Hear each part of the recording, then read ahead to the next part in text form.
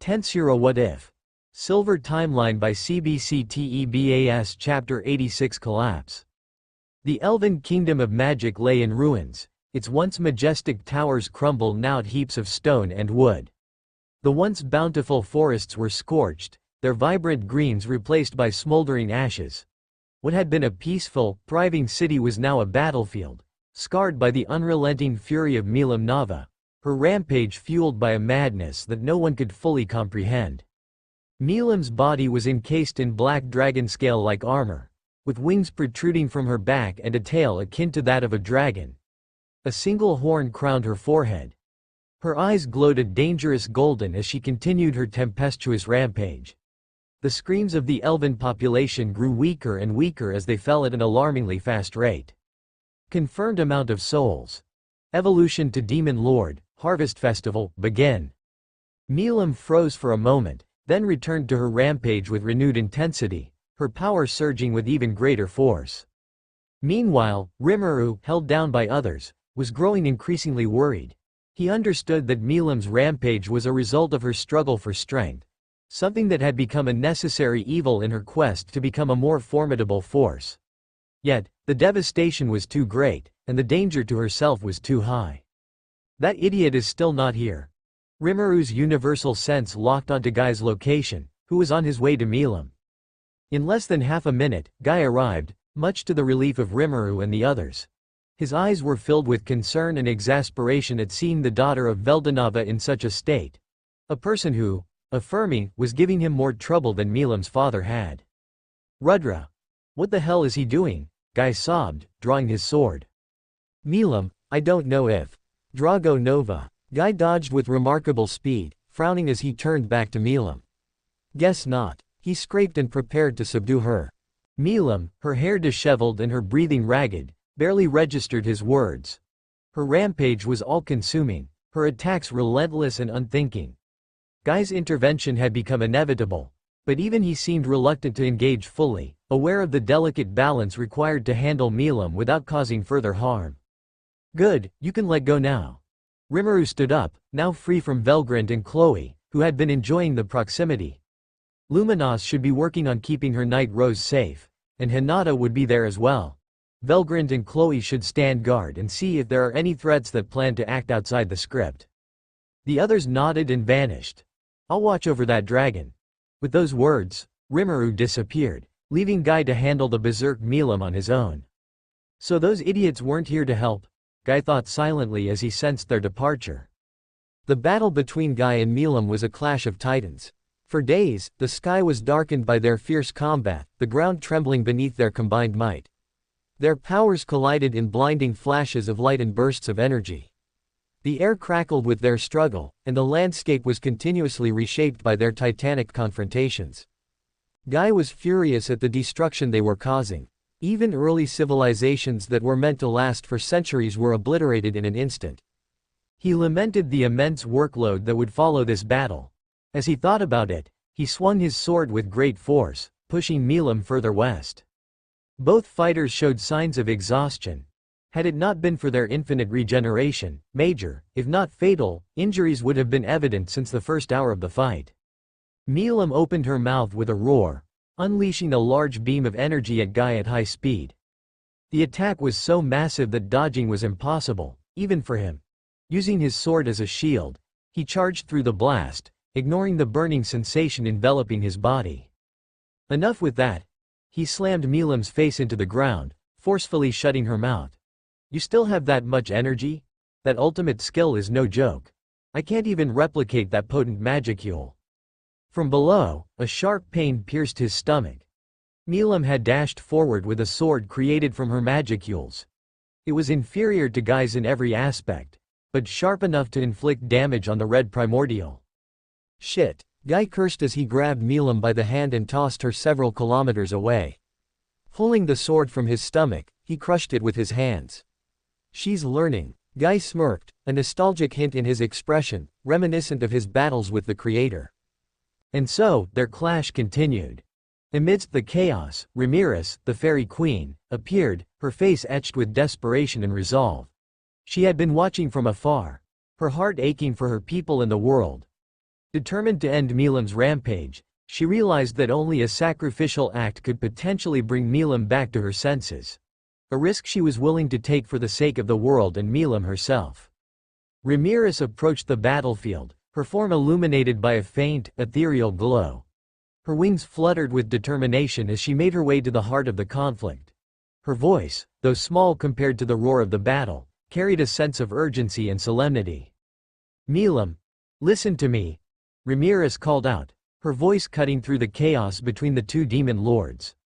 Her plea was met with a momentary pause from Milim, who turned her bloodshot eyes toward the Fairy Queen. Ramiris began to chant, her divinity pouring into the air in a visible cascade of light.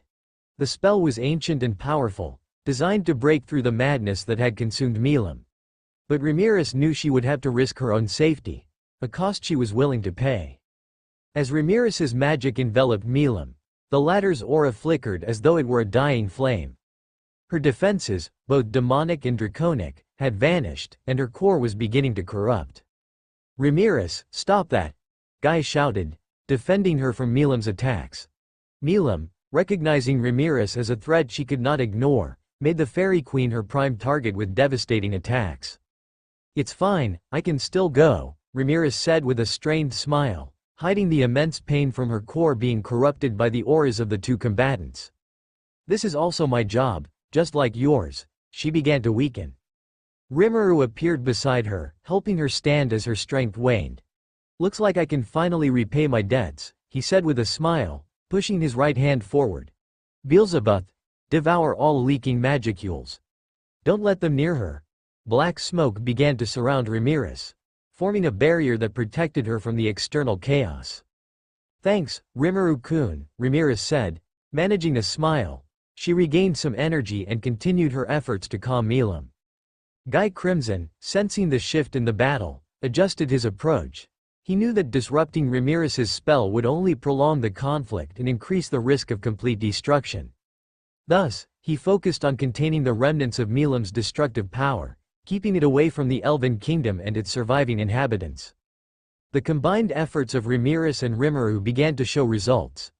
Milim's attacks grew less erratic, her movements slowing as the madness driving her began to wane. Ramiris's spell reached its climax, a blinding burst of light surrounding Milim as the Fairy Queen channeled her remaining strength into breaking through the haze of fury. "Ah!" With a final, anguished cry, Milim's armor shattered, and her immense power dissipated. Her body collapsed to the ground, her once fierce eyes closing as the remnants of her rage faded away. The battlefield fell eerily silent, the only sounds the distant crackling of the last embers of destruction and the exhausted breaths of those who had intervened. Rimuru, catching his breath, moved swiftly to Ramiris's side. She was visibly drained, her wings drooping as her divine energy waned. Rimuru placed a reassuring hand on her shoulder. "Thank you, Ramiris. You saved her." Ramiris managed a faint smile, her eyes reflecting both relief and exhaustion. It was necessary. Milim needed to be stopped. For her own sake as well as everyone else's. Rimuru nodded, looking down at Milim's unconscious form with a mix of concern and relief. "We'll need to make sure she recovers properly." Guy Crimson, having seen the end of the battle, approached with his usual air of detached control. "Finally, the fight is over. This will be a pain in the ass of an aftermath." Rimuru acknowledged Guy's role with a nod. "Thanks, Guy. We'll leave everything to you, mediator." Guy rolled his eyes as he watched the two of them disappear. "Wait, what about Milim?" He turned to see where Milim was supposed to be lying. What he saw was Velgrind carrying Milim and a black-haired woman with a mask. "We'll take her off your hands. Tell Rudra that as well." Velgrind glared. The venom in her tone when she pronounced Rudra's name was unmistakable.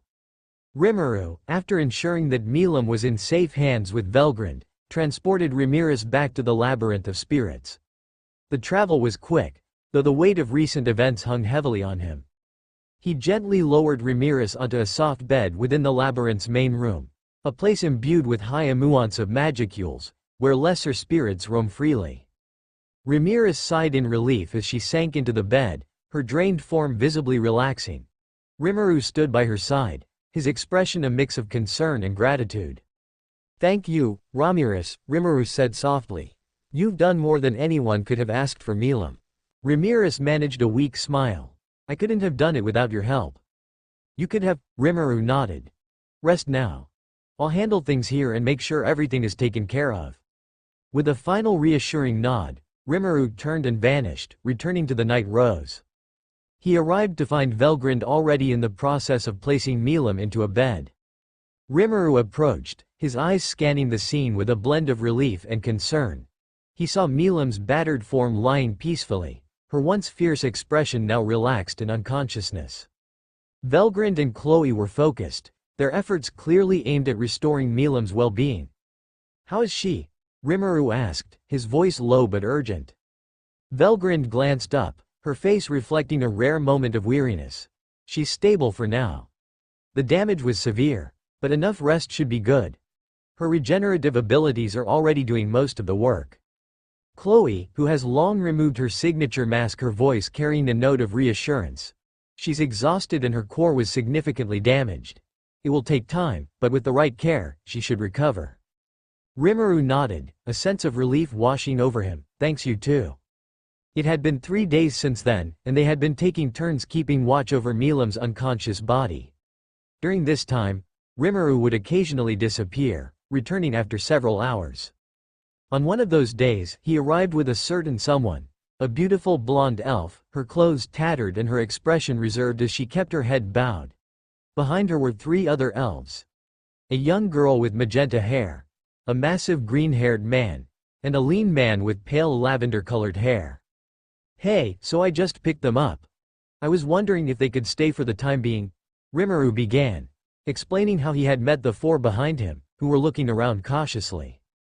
Hinata and Chloe exchanged shocked glances. Recognizing the lean man and understanding his future significance, they both exclaimed, Rimuru! Rimuru-san! They grabbed his hands and, without further words, pulled him into a different room. Rimuru followed quietly, sensing that there was a reason for their urgency. He looked at the 2, waiting for an explanation. Rimuru, that man is Clayman, Hinata said, sighing and shaking her head. Hearing this, Rimuru smiled. I know. They introduced themselves to me. Kigali, Clayman, Footman, and Tyr. The 2 women were stunned by his statement. Then why did you bring them here, Rimuru-san? Chloe asked, clearly confused about the purpose of his actions, especially since he had specifically stated not to make any major changes. Jahil was the reason, Rimuru explained, sighing. It turns out he was pretending to be the Elven King and instigated the kidnapping of Milim. Kigali, the Elven Princess, was cursed by Jahil for trying to stop him and was imprisoned. She managed to escape after Milim caused chaos, and then she created the trio.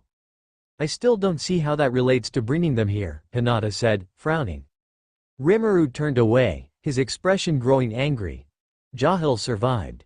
While I was observing the Chaos Dragon, I saw that Jahil was planning to drag Kigali away. I confronted him, but he managed to escape. Then, you brought them here because Jahil might have done something to them? Chloe asked, her thoughts aligning with Rimuru's conclusion. If Jahil had intentionally or unintentionally killed Kigali or the others, it could ruin the timeline. So, we have to protect our enemies so we can deal with them ourselves at the right time? Chloe asked, trying to make sense of the plan. Rimuru thought for a moment before responding, yeah, pretty much. Just think of it as taking care of livestock until it's time to butcher them. He gave a bright smile. His words reminded the 2 of his demonic nature.